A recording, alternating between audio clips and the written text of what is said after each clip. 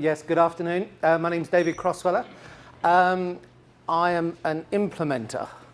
I remember having a conversation with a gentleman from GIZ many years ago, and we were both shaking our heads because we were implementers in the field, and we were so frustrated by the wonderful work that researchers would do. But they do fantastic work, and it's often because of the work that they do that enables us to implement more successfully. I thought today what we'd do is just show you some of the UDDT products that we've actually developed. These are all from India. We have worked in Africa as well. It starts off, well, maybe not, with this. This was the first school UDDT that we constructed in 2005.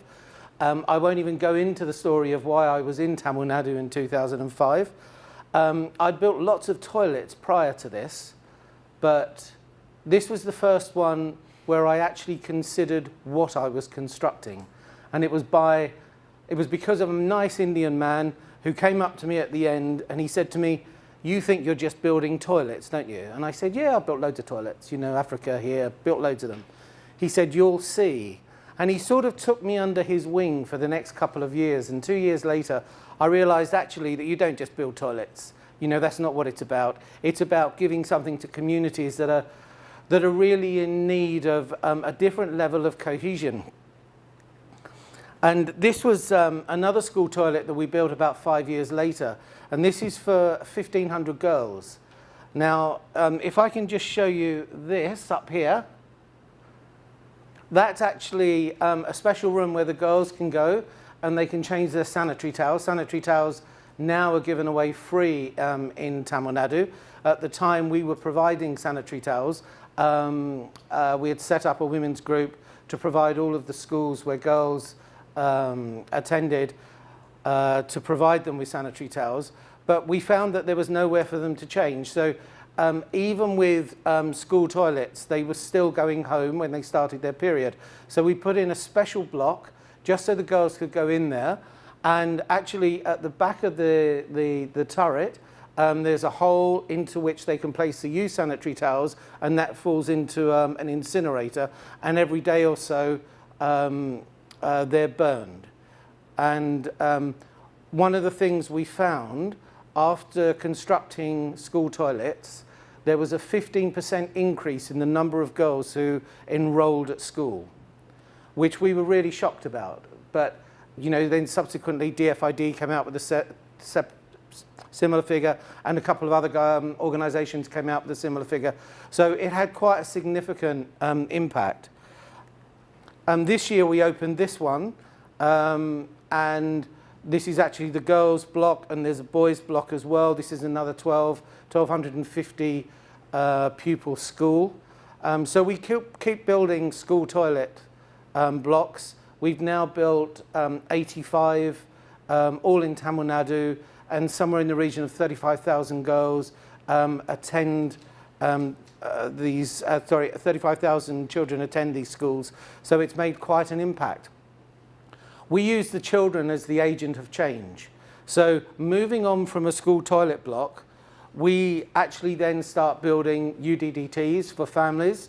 We create the demand through the children. I particularly like this picture because I like the flowers just here, which are being fed by the urine. A lot of them actually have banana trees or similar planted next to the toilets. And we've got some great photos of really green foliaged banana trees giving great bananas that the family can benefit from. This is actually our Deluxe model. Here you can see, so this is the UDDT, this is the washroom, and this is the water pump, and it's a shallow water table. So we built several of these. We were actually in discussion with the government who wanted to build 100,000 of them, and we ran for the hills because we're only a small organisation in Tamil Nadu, and we didn't want to get involved in the government because we knew that as soon as we started getting involved with them, there were going to be all sorts of issues relating to the money that they wanted to allegedly pay us. Unfortunately, not many of these actually were constructed. But at the same time as we were building the circular unit in the girls' school, we started to look at what could we do in urban and peri-urban areas. And so we came up with an idea which is now called container-based system. And it's evolved into this unit. We now have 95 of these in Pondicherry and Cuddalore. And because of the Indian manual scavenging rules, we have to go through quite a process to show that nobody is anywhere near fecal matter.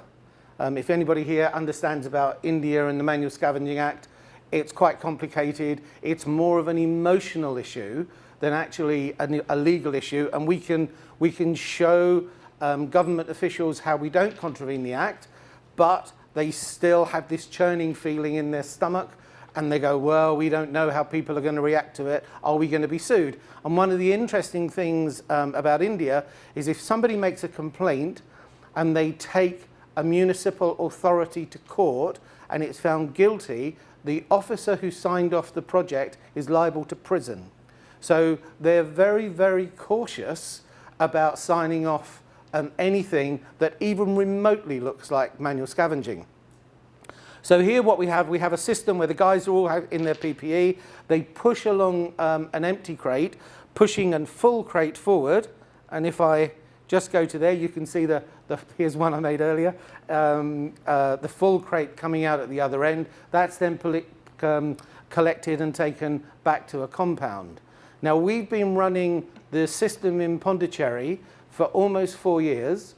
Earlier on this year, we completed the 3rd financial survey of the first 100 families that started with this project.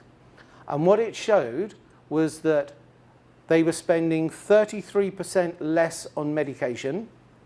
They were able to work 15% more time, and they had 25% more money in their pocket at the end of every month. And this is just because of this toilet, which we think is pretty fantastic. We haven't done any other projects along with this. We haven't tried to implement any income generating opportunities. We basically just focus on building toilets now. And the end result of this is this beautiful compost, and we're just in the process, touch wood, I think we just raised the money we need, the £70,000 we need to build a new compound, because we're now in a situation where with our family units, with our school units, and with the expansion we're currently undertaking in Pondicherry with another 50 CBS units, we're going to have somewhere in the region of 40 tons of fecal matter per month. And we're treating that with natural, local, organic products. We're turning it into an enriched compost, and we're selling it. And we're not selling it for very much. It's not paying for itself by any stretch of the imagination, but our longer term plan is to actually try and create as sustainable a system as we possibly can. That's us, that's me. Please go and have a look at our new website. We're really proud of it because it only was launched last week. So you can all write to us and tell us what a great website it is. But thank you very much.